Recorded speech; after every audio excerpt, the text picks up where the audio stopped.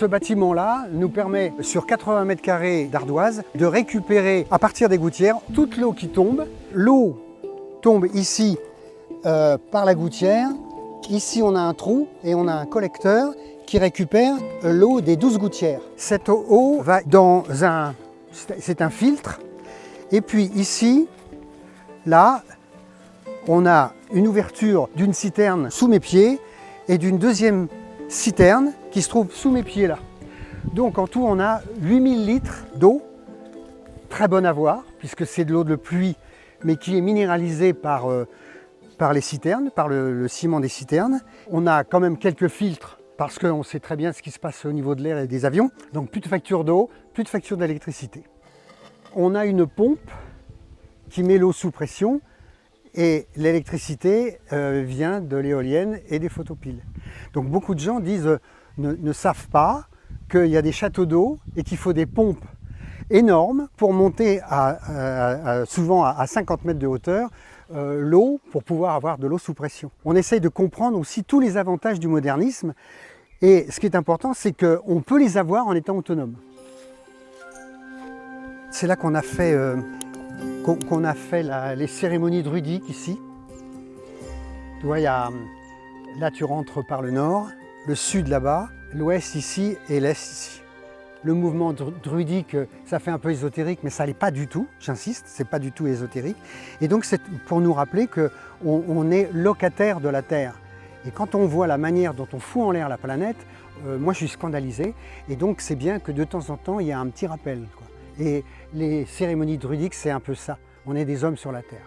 Grâce à ces gens-là et à nous, on a, en particulier Brigitte, à la connaissance de toutes les plantes qui sont capables de soigner le corps humain.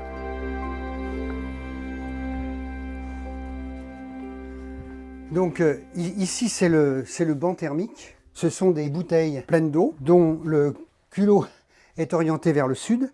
Et donc là, l'eau garde la chaleur, de même que cette masse d'ardoise.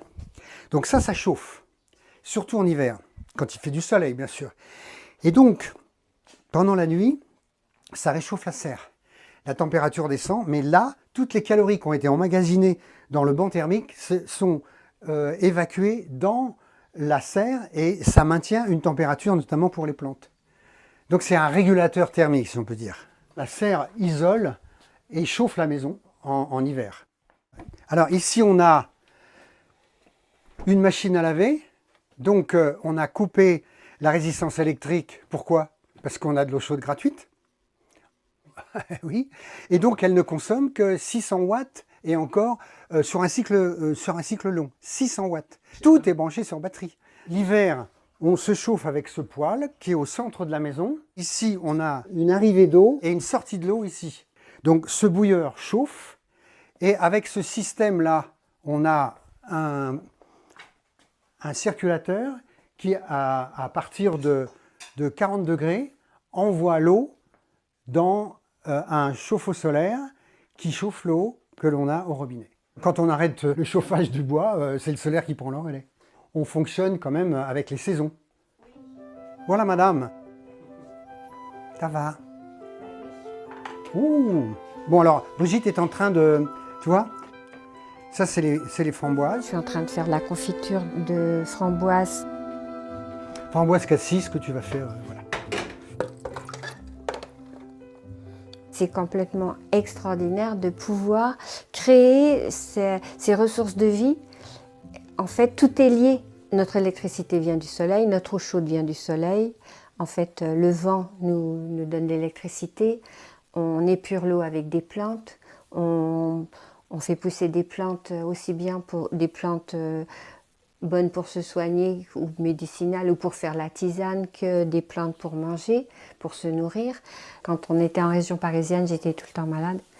Et donc, moi, j'avais besoin de nature, vraiment. J'avais besoin de ce retour aux sources. Voilà.